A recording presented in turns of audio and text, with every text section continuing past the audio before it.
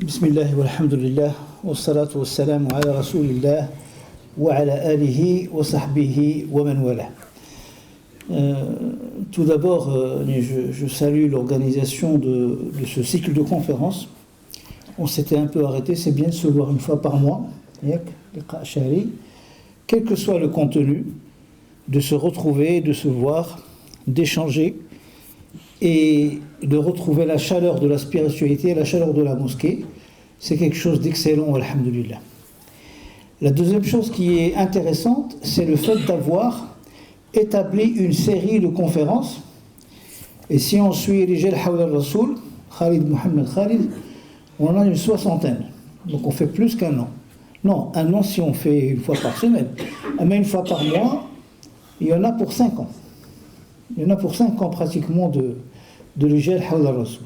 On ne rattend aucune rencontre. Et si on enlève le fait que l'été on ne fait pas de rencontres, on arrive à 6 ans. Et on va faire connaissance avec des compagnons, des gens qui ont rencontré le prophète, qui ont vécu avec lui. On doit savoir également, que la connaissance des compagnons est très importante. Savoir qui sont les compagnons, comment étaient les compagnons, quelles sont les histoires des compagnons, parce que chaque compagnon est différent de l'autre. Chacun a sa personnalité. Il y a les compagnons qui sont nerveux, il y en a qui sont calmes. Il y a les compagnons qui sont créatifs, il y a les compagnons qui sont silencieux, mais qui font beaucoup. Et donc, on va voir des personnalités des compagnons. Et le prophète, quand il nous parle des compagnons, et Abu Dharr al-Ghifari, on a parlé de Mus'ab ibn Umayr, c'est Makhlouf il l'a évoqué, Abu Dharr al-Ghifari, il arrive 3e dans le classement, de la manière dont cet auteur, Khalid Mohamed Khalid, a fait le classement, il arrive en 3e position. Et donc, si on fait tous ces compagnons, lors de toutes ces rencontres, et qu'on vient, on va découvrir une 60aine de compagnons. Parce que le compagnon, le statut de compagnon, il s'acquiert simplement celui qui a vu le prophète une fois dans sa vie, et il est parti. Il devient compagnon. Et il y en a qui, par contre, sont restés avec le prophète tout le temps. Et on entend beaucoup parler d'eux. Vous trouverez quasiment pas de hadith rouya an Abi Dharr al-Ghifari, c'est rare. Abu Huraira, vous allez le trouver très souvent. C'est Omar ibn Khattab, vous allez le trouver aussi souvent. Aïcha, n'en parlons pas. La moitié des hadiths viennent de la part de Aïcha radiyallahu anha. Et donc, c'est pas un compagnon qui va rester tout le temps avec le prophète. Mais le travail qu'il fait, parce que nous, on vous dit c'est qui le Khulafa al-Rashidin, on vous dit c'est Abu Bakr as-Siddiq, c'est Omar ibn Khattab, c'est Uthman ibn Affan, c'est Ali. On n'entend pas beaucoup parler de le travail qu'a fait Abu Dharr al-Ghifari à lui seul, dépasse Omar ibn Khattab et Abu Bakr as-Siddiq. Abu Bakr, il avait la qualité d'être un commerçant. C'est sa fonction. Et de par sa fonction, Abu Bakr rencontrait beaucoup de gens. Et de par sa gentillesse, de par sa douceur, sa façon d'être, Abu Dharr donnait l'envie de rejoindre l'islam. Quelqu'un qui connaît Abu Bakr, il a envie d'être dans la religion d'Abu Bakr. Il ne faisait pas de sermon, il n'avait pas une voix très forte. À tel point, quand le prophète sallam était malade, les compagnons ont pris l'initiative d'enlever Abu Bakr et de mettre Omar. Omar, il a une voix qui porte. Et quand il lit dans le mihrab, on l'entend. Abu Bakr Siddiq, il pleure beaucoup dans la lecture du Coran. Et il a une voix douce. Et on l'entend pas tellement. Donc il l'a enlevé. Et le prophète a entendu ça, parce que la maison du prophète est juste à côté de la mosquée. Il entend ce qui se passe. Il leur dit, mais je vous ai dit de mettre Abu Bakr pour la direction de la prière. En fait, Rasulullah sallallahu alayhi wa sallam donnait déjà son avis sur la succession. C'était la maladie où il allait mourir, alayhi sallam. Alors, cette épouse, Aïcha radiyallahu anha, a dit, ya Rasulallah, Abu Bakr, quand il lit, on l'entend à peine. C'est pour ça qu'on a placé Omar. Il leur dit plusieurs fois, je vous ai dit, Mourou Abu Bakr fal yusalli bin nas. Et après, on met Abu Bakr devant. Ça, c'est la personnalité de Abu Bakr Siddiq. Mais dans certaines situations, on verra, et celui qui fera Abu Bakr Siddiq, je lui laisse, Inch'Allah, le plaisir d'en parler, mais c'est pour vous dire que les compagnons sont différents. Certains l'ont fréquenté. Il y a le Mubashirin bil Jannah, il y a les compagnons qui sont très proches. Alors Siddiq, c'est son compagnon dans la Hijra. Thani Ithnain, c'est qui les Ithnain? C'est le prophète Abu Bakr. D'autres sont un peu plus lointains, comme Abu Dharr al-Ghifari qu'on va voir, mais chacun a une personnalité. Et nous devrions choisir notre compagnon, celui qui nous ressemble quelque part, et le suivre. Vous savez ce qu'il dit sallallahu alayhi wa sallam? Il dit Ashabi kan nujum. Ça on le dit à ceux qui dénigrent les compagnons. Certains la hawla wa la quwwata dénigrent les compagnons. Et ils ne reconnaissent qu'un seul parmi les compagnons. Et en parlant des compagnons, il dit alayhi salatu wassalam Ashabi kan nujum bi ayyihim iqtadayta ihtadayta. Mes compagnons sont comme les étoiles. L'étoile que vous voyez, vous pouvez la prendre pour repère, la nuit. La nuit, il n'y avait pas le GPS, il n'y avait pas la boussole. Comment est-ce qu'on s'oriente? On s'oriente en regardant les étoiles. Et il dit, mes compagnons sont comme les étoiles dans le ciel. Aucun compagnon n'est à dénigrer ou à délaisser. Ce sont tous des compagnons. Ce sont des gens à qui Allah a accordé son agrément, en majorité. Les Badrites, Allah dit d'eux, laqad radiyallah. Et nous, parfois, on croit que quand on fait des du'a, ou là, quand on parle d'un compagnon, on dit radiyallahu anhu. Zamanta, tu es en train de lui faire un du'a pour qu'Allah le comble de sa gratitude. Non. Tu dis une chose, c'est qu'Allah l'a déjà comblé sa gratitude. Radiyallahu anhu, le madi. Allah, radiyallahu anhu. C'est pas ton du'a qui va lui donner l'agrément. Et donc les compagnons sont comme cela. Donc on choisit les compagnons, on doit connaître leur vie. C'est bien de connaître Sira al-Nabawiyya, mais la Sira des compagnons, il faut la connaître. Parce que ça va nous éclairer sur énormément de choses. Concernant des gens qui viennent loin, je prends deux cas, Abu Dharr al-Ghifari, et je prends par exemple Salman al-Farisi. Ce sont des gens qui ne sont pas des gens qui vivaient dans la Mecque, ils viennent de loin. C'est-à-dire que ce sont des gens qui ont du flair. Ce sont des gens qui ont entendu parler du prophète, et qui vont suivre un chemin et qui vont voyager, ils vont faire des kilomètres et des dizaines, des centaines de kilomètres. Regardez la distance de Faris jusqu'à Mecca. Vous allez voir, à pied. Donc vraiment, c'est que tu as envie de te convertir, tu as envie de rejoindre l'islam. Tu ne veux pas faire des centaines de kilomètres à pied si jamais tu n'as pas une envie déterminée de rejoindre Muhammad sallallahu alayhi wa sallam et de rejoindre sa religion. Il n'y a que quelqu'un qui a vraiment envie, qui en veut, comme on dit, qui peut faire un voyage pareil. Et Salman entend parler du prophète, et Abu Dharr entend parler du prophète. Donc cette similitude entre certains compagnons, c'est que ce ne sont pas des compagnons mécois, ni médinois, ils viennent de loin. Et simplement, ils ont entendu parler. Et donc, pour ce qui est de Salman al-Farisi, kana min qawmin, il est dit d'eux, yata'allahun. Ce sont des gens qui refusaient l'asnam. Ils ne voulaient pas suivre les idoles. Ils ne voulaient pas des idoles. Alors ils vont faire un voyage pour rejoindre celui par rapport à qui il n'y a pas justement d'idolâtrie. Quand ils entendent parler du prophète, ça colle avec leurs convictions. Parce que eux, parmi les Arabes, c'était des Arabes qui croyaient en un Dieu unique, mais sans un système religieux. Il n'y a pas de prière, il n'y a pas de règles, etc., etc. Il fait un peu ce qu'il veut dans la vie, mais il est convaincu qu'il n'y a qu'un seul Dieu. C'est le cas de Salman al-Farisi. Alors Salman va voyager. Salman va faire le voyage et il va arriver jusqu'à la Mecque. En arrivant à la Mecque, il rentre dans cette ville qui lui est inconnue, pas très connue, il est déjà venu, mais ce n'est pas une ville, on va dire, qui lui est familière. C'est une ville dans laquelle il ne connaît personne, il n'a pas de famille, il est seul, et il va rentrer dans cette ville qu'est la Mecque. Et quand il rentre, il sait ce qu'il cherche. Il cherche à rencontrer le prophète de l'islam, alayhi salatu wassalam. Mais il ne peut pas oser voir quelqu'un, il dit... Tu connais le prophète Mohammed, tu as entendu parler de Mohammed, je suis en train de chercher tel homme, etc. Quand tu dis je cherche quelqu'un, c'est que tu es intéressé par cette personne. Et intéressé par la religion de cette personne. Or, une bonne partie, si ce n'est pas la majorité des Mécois, elle n'est pas dans la religion. L'islam est à tous et tout tout début de l'islam. Donc il ne peut pas poser la question. Quand il pose la question, il a une chance sur deux. Ou il tombe sur un musulman qui est un ami de Mohammed sallallahu alayhi wa sallam, ah super, il a de la chance, ou alors le contraire. Et si c'est le contraire, il est dans la galère. Ah, tu veux te convertir à l'islam, tu cherches Mohammed, d'accord. Et donc là, il a des problèmes. Donc il ne peut même pas poser la question, où est-ce qu'il est cet homme dont vous parlez qui s'appelle Mohammed sallallahu alayhi wa sallam. Alors il fait quoi? À chaque fois qu'il entend des gens en train de parler, il s'approche d'eux pour se faire une idée. Et les gens parlent beaucoup de Mohammed à l'époque, d'accord?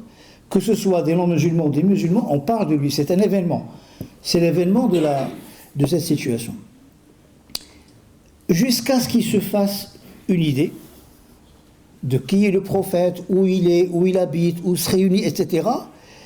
Jusqu'à ce qu'il arrive jusqu'à le rencontrer, il le reconnaît, il sait que c'est lui, il s'approche de lui, il s'assoit à côté de lui, il le salue par une salutation qui n'est pas la salutation de l'islam.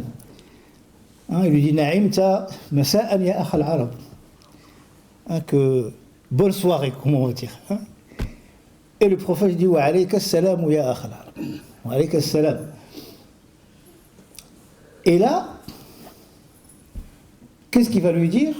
Il a envie d'écouter. Il n'est pas encore converti à l'islam. Il cherche. Pour l'instant, il veut écouter. Alors il lui dit, fais-moi écouter de ta mélodie et ta poésie.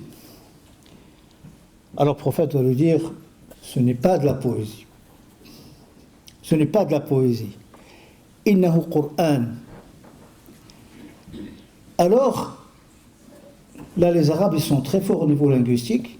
Quand il lui dit Innahu Qur'an, il lui dit Iqra alay. Au début, il lui dit Anshidni, fais-moi écouter de ta belle poésie. Mais quand il entend le fait de dire lis, c'est le Qur'an, il dit alors lis-moi de ce Qur'an. Le prophète va lire quelques versets, alayhi salatu wassalam. Abu Dharr écoute attentivement. Et dès que le prophète a fini, il n'y a aucune hésitation. Abu Dharr Ghifari va dire Ashhadu an la ilaha illallah wa ashhadu anna Muhammadan Rasulullah. Directement. Il lit quelques versets. Ça dépend des compagnons. Abu Sufyan, il entend des versets et des versets. Il réfléchit, parce que la situation elle est complexe. Il y a aussi le pouvoir, il y a aussi la puissance qu'il a dans la Mecque, etc. Et donc il réfléchit à tel point qu'à un moment donné, il vient voir le prophète, et le prophète lui dit, alayhi salatu wassalam, est-ce que le moment n'est pas encore venu pour toi, Abu Sufyan, de rejoindre l'islam? Il lui dit, la zala ba'du shak yurawiduni. J'ai encore un peu de doute dans la tête. Et là, il y a Khalid bin al-Walid qui est juste à côté, qui dit, ya Rasulallah, si on fait sauter sa tête, tout le doute, il va partir d'un seul coup. Il veut qu'on se débarrasse du doute. On va se débarrasser du doute. Un coup de sabre, et khalas, le doute est parti. Il lui dit là, laysa hakada ya Khalid. C'est pas comme ça. C'est pas comme ça que ça se passe. Chacun a besoin d'un certain temps. Et donc Abu Sufyan va se convertir. À la fin, il va rejoindre l'islam. Ou à l'époque, il prend son temps. Le cas de Abu Dharr, c'est immédiat, c'est sur place. Et les gens sont différents. On ne peut pas dire lui il est meilleur, lui il n'est pas bon, il est mauvais, etc. Mais il y a des gens qui, dès qu'ils voient la vérité, ils suivent la vérité. Ils ne cherchent pas à comprendre. Il y en a qui ont besoin de réfléchir et comment et pourquoi. Enfin, c'est le cas de Abu Dharr al-Ghifari. Alors, le prophète sallam est étonné de cet homme qui n'est pas mécois, qui vient s'asseoir à côté de lui et qui entend quelques versets du Coran et tout d'un coup il devient musulman d'un coup, du premier coup. Il doit se dire, les Arabes d'ici, je passe avec eux beaucoup de temps, surtout les Mécois, les Quraysh, et c'est pas évident. Alors il lui dit, de quel coin de l'Arabie es-tu? Aux frères des Arabes. Les Arabes s'appelaient comme ça, Akhal Arab. Et donc il lui dit, Akhal Arab, il lui dit, de quel coin tu es? Il lui dit, je suis de Rifar. Et quand il lui dit, parce que c'est pour ça qu'il s'appelle Abu Dharr al-Ghifari, quand il lui dit, je suis de Rifar, il y a un sourire qui se dessine sur le visage du prophète sallallahu alayhi wa sallam quand il entend qu'il est de Rifar.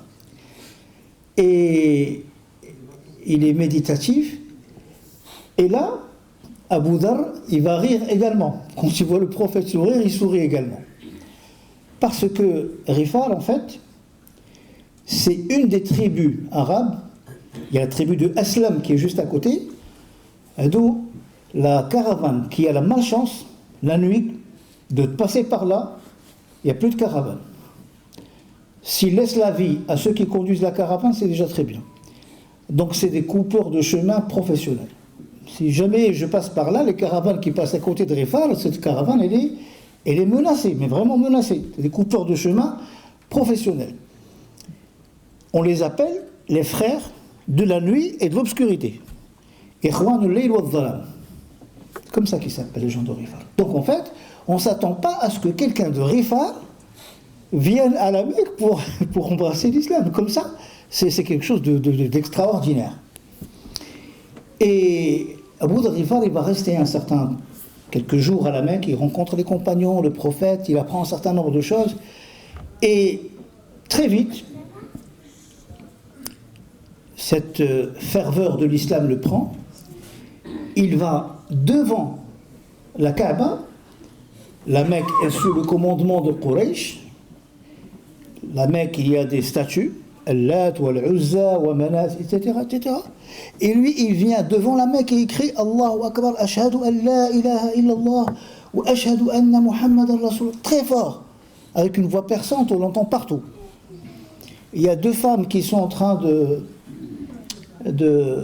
d'adorer des statues, Naïla, une autre statue, etc. Il va leur dire, mais vous faites quoi? Vous adorez de la pierre, etc. Et là, les Qurayshites entendent ce qui est en train de se passer. Quelqu'un qui sème le trouble dans l'espace public, c'est comme ça. Ils viennent et ils vont frapper Abu Dharr. De toute façon, Abu Dharr, il s'attendait à ça. C'est-à-dire que il sait que quand il va devant la Mecque et il va crier à voix haute, il n'y a de Dieu que Dieu, Mohammed et son prophète, il sait qu'ils ne vont pas lui ramener des bouquets de fleurs. Il sait ce qui va l'attendre. Il est frappé à tel point de tomber dans l'épaule, s'évanouir. Les compagnons le prennent, etc. Et ils leur disent aux gens, arrêtez. Il est de Rifar. Il est de Rifar. Attention. C'est-à-dire que si vous lui faites du mal, qu'est-ce qui va vous attendre après avec la tribu de Abu Dharr al-Rifari? Et il le ramène chez le prophète sallallahu alayhi wa sallam. Rasul sallallahu alayhi wa sallam, en même temps, il est un peu émerveillé de voir ce courage qu'a cet homme de déclarer comme ça son islam devant les Quraysh, il ne se cache pas. Mais en même temps, il lui dit Ma hamalnaka ala hada, ya Abu Dharr. On ne t'a pas chargé de ça, on ne t'a pas dit d'aller faire ça. C'est une idée que tu as, mais les musulmans, non, moi le prophète de l'islam, je ne t'ai pas demandé d'aller faire ça, tu n'es pas chargé, on ne t'a pas donné cette mission-là, pourquoi tu t'exposes comme ça? Et il voit la personnalité d'Abu Dharr après ce qu'il a fait, et à la Mecque, il n'a même pas de famille, il n'y a personne qui le protège, il a peur pour lui, il dit Abu Dharr, repars chez toi, rentre à Rifar, reste là-bas, jusqu'à ce que tu entendes parler de moi. En fait, il va entendre parler de le prophète, mais il faut qu'il entende quelque chose qui montre que la situation a changé. C'est plus du tout la même situation. Rentre jusqu'à ce que tu entendes parler de moi de nouveau. Il part. Il part, il rentre à Rifar, il commence à leur parler de l'islam, bien sûr. C'est sa tribu, c'est sa famille. Il y a la tribu de Aslam qui est juste à côté. Il va les voir également, il y a des liens de famille. Et il reste là-bas, on n'entend plus parler de Abu Dharr al-Rifari. Bien sûr, le prophète ne l'oublie pas. Jusqu'à un jour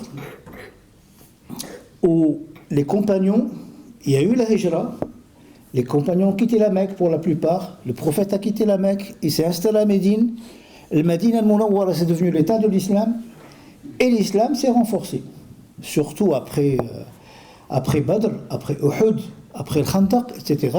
Khalas, il y a une stabilité de l'islam, et l'islam s'est propagé. Et un jour, alors qu'ils étaient à Médine, de loin, ils voient un nuage de poussière. Alors, quand il y a un nuage comme ça de poussière, c'est que ce n'est pas un homme ou deux qui viennent, d'accord? C'est un groupe important. Et on doit savoir, est-ce qu'ils viennent en amis, ou bien est-ce qu'ils viennent en ennemi? Et les éclaireurs vont informer le prophète que c'est Salman al-Farisi qui arrive et avec lui il y a un groupe de gens. Lorsque Salman arrive, c'est pour ça que tout à l'heure je vous ai parlé de Salman, je vous ai parlé de Salman et je vous ai dit que ce qu'il a accompli seul, Abu Bakr ou Omar ne l'ont pas accompli. C'est pour ça il n'y a pas que les grandes personnes, les personnes très connues, qui ont une renommée, qui ont un poste, qui ont...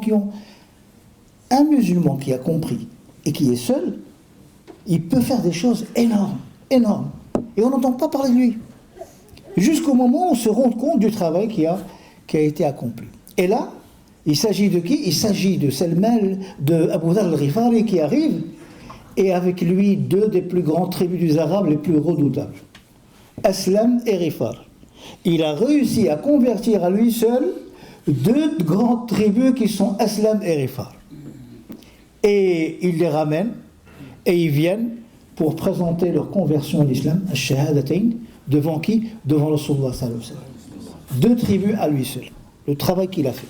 Donc quand le prophète lui a dit va, reviens chez toi et attends jusqu'à ce que tu entends parler de moi, il n'est pas parti dormir. Il est parti travailler. Et donc ici, c'est quelqu'un qui a fréquenté le prophète 3 jours. En 3 jours, il a compris et il est parti et regardez le fruit de son travail. Aslam et Ghifar. Et le prophète va faire un dua parce qu'il sait quel est le passé de Aslam et de Ghifar. Un passé redoutable, qui n'est pas très beau, donc attaquer les gens, attaquer les voyageurs, attaquer les caravanes. Et il dit, alayhi salatu wassalam, Aslamaha Allah, wa Ghifar ghafarallahu lah.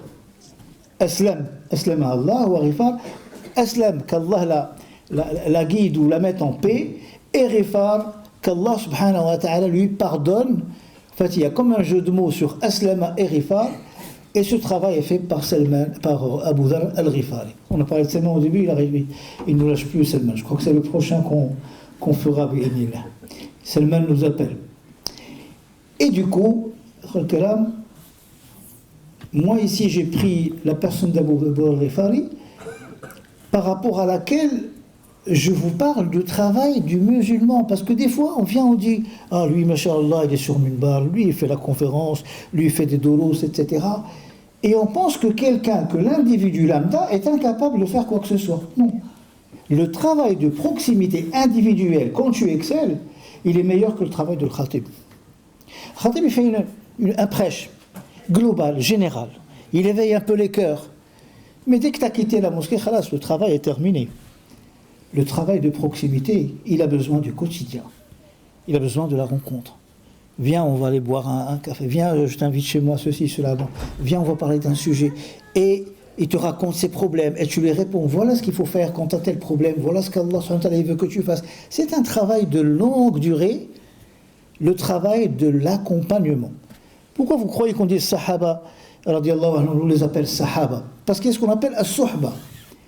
Nous, dans la da'wa, on a excellé dans la da'wa qu'on fait, la da'wa de masse, mais on est devenu pauvre dans la da'wa individuelle.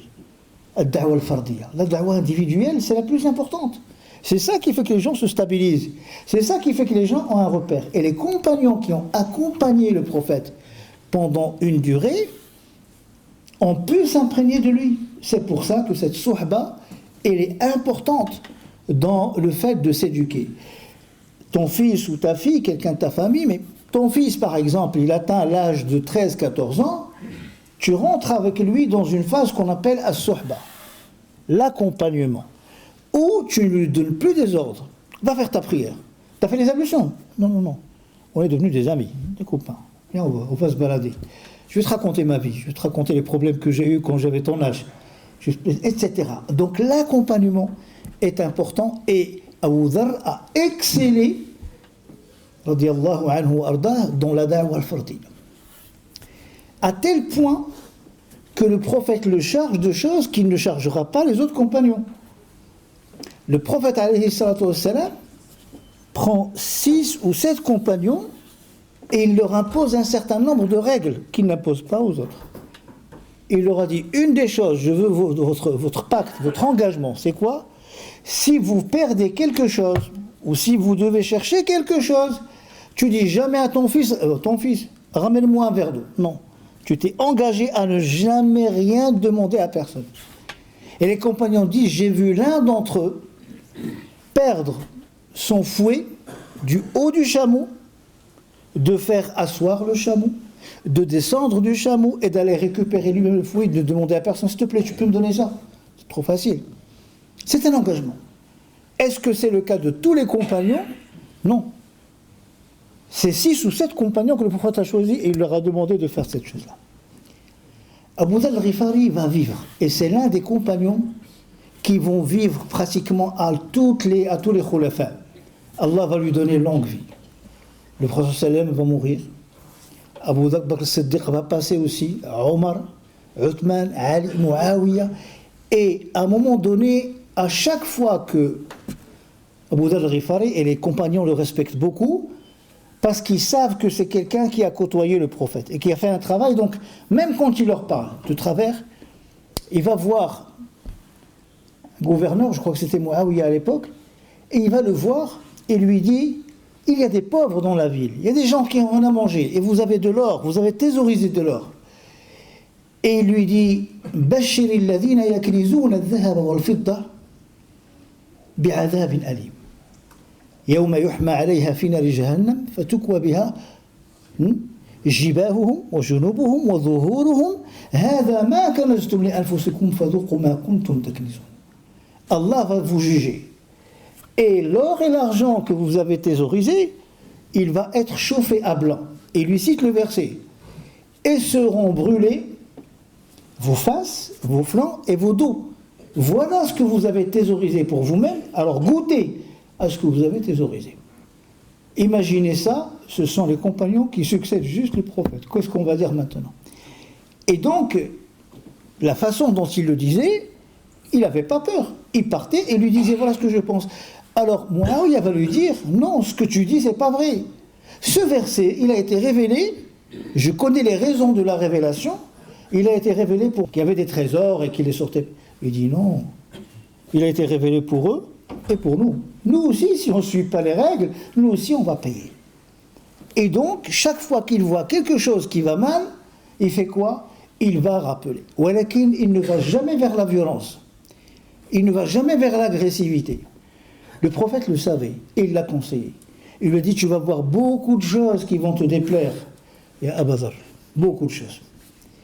Tu vas voir des gens qui vont pencher, tu vas voir des gens qui vont un peu dévier, etc. Gallo, Ya Rasulallah, si je vois ça, je fais quoi? Oh, je les attaque, je fais une révolution contre eux, je fais quoi? Il lui a dit une phrase, je vous laisse la méditer. Il lui a dit, fabrique-toi un sabre de bois. Isna laka sayfan min khashab. Qu'est-ce que ça veut dire? Tout sauf l'agressivité. C'est-à-dire, essaye d'avoir une arme, mais une arme qui fait de mal à personne. Et c'est comme ça qu'il va vivre, radiyallahu anhu. À un moment donné, Abu Dharr al-Ghifari regardait la certitude de la foi qui est ancrée chez les compagnons, radiyallahu anhu, et en particulier chez Abu Dharr al-Ghifari. Il est en train de voyager, il a avec lui son épouse, peut-être un enfant, ils sont seuls, et il sent que la mort approche. Il sent que la mort approche. Et il dit à sa femme, je ne vais pas tarder à quitter, je ne vais pas tarder à rejoindre, Inch'Allah, le prophète et les compagnons et les khulafa. Elle lui dit, elle se met à pleurer, lui dit, mais tu te rends compte, on est seuls, il n'y a personne pour préparer ta janaza à ton linceul, il n'y a personne pour t'enterrer, il n'y a personne pour prier sur toi, je suis seul, moi, avec cet enfant, etc., on est en voyage, comment je vais faire? Vous savez ce qu'il lui répond? Il lui dit, t'inquiète pas. Nous étions 6 ou 7 avec le prophète alayhi salatu wassalam. Et il nous a imposé un certain nombre de choses qu'on a acceptées. La parole, wa idha sa'alta fas'alillah, il l'applique à 100%. Et ces personnes-là sont tous mortes. Le groupe qui avait pris le prophète et à qui il a imposé la règle qu'on a évoquée tout à l'heure, Ils sont tous partis, ils sont tous décédés. Je suis le seul qui reste. Il lui dit, et alors? Il dit, alors le prophète un jour nous a dit, l'un d'entre vous, ce petit groupe-là, l'un d'entre vous va mourir seul dans un endroit désert. Et il n'y aura personne à côté de lui pour le préparer, pour prier sur lui. Et dès qu'il va mourir, dans le quart d'heure qui suit, il y a une caravane, un groupe de gens qui vont venir, ils vont le préparer, ils vont faire la janaza, ils vont faire la prière, ils vont l'enterrer et ils vont s'occuper de lui. Il dit donc, ma femme, tu n'as pas à t'inquiéter. Les gens qu'Allah a pourvus pour s'occuper de moi après ma mort, ils vont arriver, t'inquiète pas. Et en effet, dans les minutes qui arrivent, après que Abu Dharr ait quitté, qu'il a fait shahadatayn et qu'il est décédé, un groupe arrive, une petite caravane qui s'arrête, et ils disent, mais c'est le compagnon du prophète, c'est Abu Dharr. Et à l'époque, les tabi'in commencent déjà à arriver, c'est-à-dire que les gens qui sont des compagnons commencent à devenir de plus... Quand tu vois un compagnon, ça devient rare. Avant, il y en avait beaucoup. Mais je vous dis, les quatre khulafas sont passés. Muawiyah est arrivé, etc. Donc là, on est dans une phase où Adat Sahaba, la plupart des Sahaba, le groupe des Sahaba est en train de se rétrécir. Et ils reconnaissent Abu Dharr et ils prient sur lui. La certitude qu'il avait, c'est de savoir que même après sa mort, Allah va s'occuper de lui. Quand je vous parle d'Abu Dharr al-Ghifari et de quelqu'un d'une simplicité par rapport aux missions qui ont été confiées, à Omar d'après Moussa ibn Umayr, c'est un ambassadeur qui est parti à Médine, qui va faire un travail, etc. Chaque compagnon a une histoire importante. Les quatre khulafas, ils ont une histoire très très importante, etc. On prend le cas de quelqu'un qui n'est pas mécois, qui est d'une partie lointaine, et qui seul, mais quand quelqu'un, si tu es déterminé, si tu veux arriver, si tu veux suivre un chemin, ne te dis pas maintenant il n'y a plus de compagnons, ils sont passés, maintenant il n'y a plus de ceci. Tu es capable, toi, d'être quelqu'un. C'est toi qui prends ta destinée en main. Si tu es sincère avec Allah, Allah sera sincère avec toi. Si ta niya, ta pensée, ton intention, c'est de le servir sincèrement, il sera avec toi. Kul ma'allah, tarallah ma'ak. Sois avec Dieu, Dieu sera avec toi. Kul ma'allah, tarallah ma'ak. Wa idha sa'alta fas'alillah, wa idha ista'anta fasta'in billah. Et tu sais que personne ne te fera du bien si ce n'est le bien que Dieu t'a envoyé. Et personne ne pourra te faire du mal si ce n'est qu'un mal qu'Allah a déjà prévu. Et de par ce fait, si tu connais Dieu dans les moments d'aisance où tout va bien, il sera avec toi dans les moments où les choses sont difficiles. Donc chacun d'entre nous peut évoluer. Et je vous dis, si vous vous reconnaissez dans un compagnon, prenez-le comme modèle. Dites, tiens, lui, sa personnalité, elle est un peu comme la mienne. Il y a des compagnons qu'on n'entend jamais. Uthman ibn Affan, tout ce qu'il a fait, vous entendez beaucoup parler de lui, plus que Omar. Omar entend plus parler de Omar que de Uthman. Et pourtant, celui qui va appuyer l'islam et les musulmans, Abu Bakr as-Siddiq, pareil, il ne fait pas des grands sermons, etc. La majorité des compagnons qui étaient en captivité, Bilal ibn Rabah, qui c'est qui va les sauver? C'est qui va mettre l'argent pour les sauver? On ne les entend pas parler, on n'entend pas des grands discours, etc. Donc parfois, le fait d'être silencieux, le fait d'être calme, le fait d'être réservé, et d'avoir un cœur qui est rattaché à Allah subhanahu wa ta'ala, et tu te dis qu'Allah m'a donné quelque chose, tu peux en être certain. Chacun d'entre nous ici a une qualité que les autres n'ont pas. Chacun a un don que les autres n'ont pas. Chacun a une capacité que les autres n'ont pas, etc. Et chacun d'entre nous peut rentrer en contact avec des gens, nous on ne peut pas rentrer en contact avec eux ou leur parler de l'islam ou d'autre chose. Et de ce fait, ne crois surtout pas que si tu es ici dans cette mosquée ce soir, c'est par hasard. Le hasard n'existe pas. Nous, la seule chose qui existe, c'est Qadar Allah subhanahu wa ta'ala. Quand Dieu prévoit quelque chose, il t'a choisi pour être là, ici, ce soir, et d'être musulman, et d'être dans l'islam, c'est que ce choix, tu le mérites. Maintenant, qu'est-ce que tu vas en faire? C'est la destinée, elle est entre tes mains. Allah va t'aider, ou c'est toi qui fais les choix. C'est toi qui fais les bons choix ou les mauvais choix. Puisse Allah subhanahu wa ta'ala faire en sorte qu'on soit parmi ceux qui entendent des paroles et qui arrivent à les suivre. La différence entre quelqu'un qui évolue, quelqu'un qui progresse, quelqu'un qui arrive à bien cheminer et quelqu'un qui ne chemine pas, ce sont des choix personnels.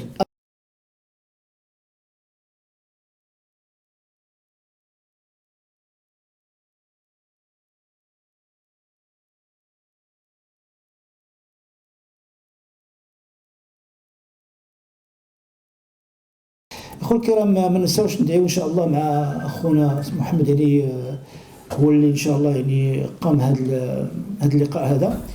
C'est une sunna d'ailleurs, une sunna intéressante. Chaque fois, il y aura une rencontre mensuelle.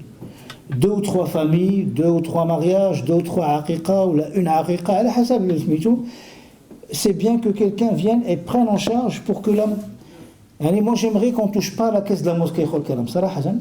Il y a déjà pas mal de charges, vous le savez très bien. Donc, quand c'est certains d'entre nous qui s'inscrivent, vous savez qu'il y a une rencontre tous les mois. Et vous dites combien ça va coûter, etc. Même un groupe de jeunes, s'ils veulent, ils se mettent à 10, à 20, etc. Je sais pas. Ils disent, nous, on veut prendre en charge une rencontre. Donc, prenez en charge des rencontres, bi'idhnillah. اللهم أطعمنا طعامنا واسق من سقانا اللهم نقول أخينا كلا طاعكم الأبرار وصلت عليكم الملائكة الأخيار وذكركم الله في من عنده وأفطر عندكم الصائمون اللهم ربنا أطعمنا طعامنا واسق من سقانا اللهم بارك لأخينا في ماله وأهله وولده وصحته وعافية رب العالمين وإلى عنده إن شاء الله شنية في هذا الإكرام الله يجعلها له إن شاء الله بالقبول عند الله سبحانه وتعالى. إذا كانت الوالدين ولا أي شيء فاللهم ربنا تقبل منه. ربنا الوالدة الله شنو راعينا شوية. نعم اللهم ربنا اشفها بشفائك. دعينا في الجمعة أظن.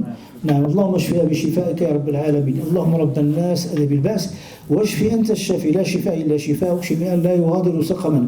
اللهم ربي اسمعنا براحتها. اللهم اسمعنا براحتها. اللهم اسمعنا براحتها.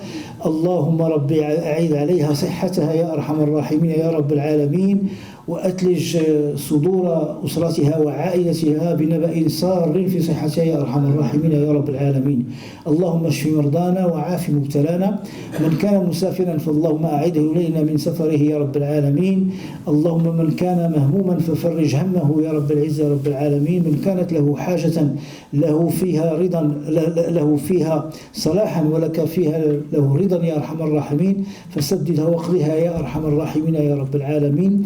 اللهم ربي جازي الإخوة القائمين على هذا اللقاء كل الإخوة يعني اللي قاموا بالتسجيل اللي قاموا بالافيش اللي قاموا بالإشهار اللي يعني قاموا بالطبخ الإخوة اللي راهم قايمين على الطعام والإكرام اللهم جازهم عنا خير الجزاء.